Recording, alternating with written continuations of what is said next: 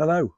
Before we begin today, I want to tell you that the final chapter of season 1 of Big Skies and Small Ponds is now available, and I have been genuinely touched by your messages. One in particular made me smile. Someone wrote to say they'd finished chapter 10 and were now going to listen to the whole series all over again.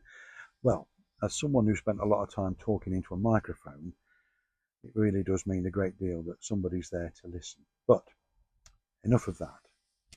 I've been doing some noticing again this week. Grasshoppers. Yeah, grasshoppers. Not one or two, quite a few actually. In fact, I had to evict 2 of them from my car earlier this week, and neither of them offered any petrol money, by the way. But maybe they'd already realised I'd gone electric. My car, by the way, my electric car, is called Hudson. Yeah, I'm not the only one who names their car, am I? I know you out there, you probably do it too. Yeah, I name lots of things. So my car is Hudson, my little microphone down here, that's called Chester. The chances are the longer I spend with an object, the more likely it is it's going to end up with a name. And I know people ask me why do you do that? And the honest answer is I'm not always entirely sure. Perhaps once something's got a name, it stops feeling just like an object and becomes part of your story, part of your day. I'm sorry this chair swivels. It's great fun, isn't it? Anyway, things can become companions.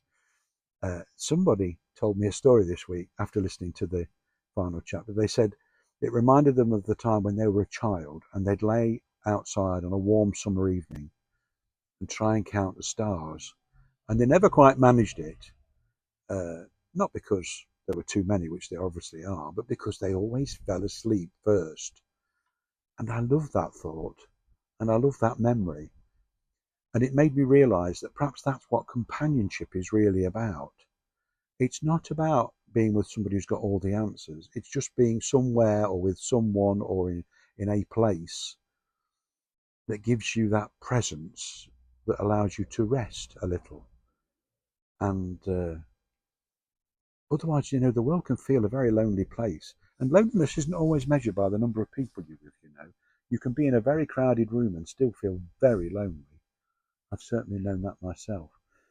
But I also know how wonderful it is and how content you can be to just find one person to talk to. I'm discovering that at the minute with a new friend. It's wonderful. And I have to say, perhaps that's what these little videos are really about. Not that I've got any great wisdom to pass on, because I haven't. But maybe in a small way, you might appreciate this company. Oh, that's a bit big-headed, isn't it? Anyway, you remember me suggesting that you try and find 3 minutes in your day to notice what's going on?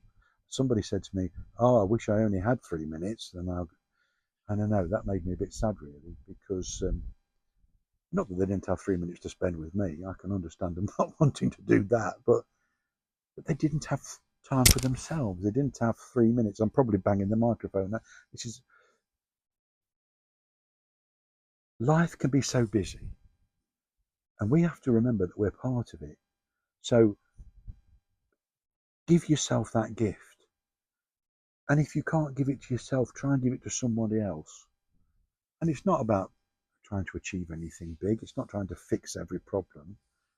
It's just having that time to notice the world, the people in it. And who knows, you might even notice a grasshopper waiting to hitch a lift in your car. Well, I've been rabbiting on for about 4 minutes now. That's longer than 3, isn't it? Well, I thank you for your patience. I'm glad we found each other, Thank you for listening. That's all for now. But who knows? Maybe we'll speak again very soon. Whee!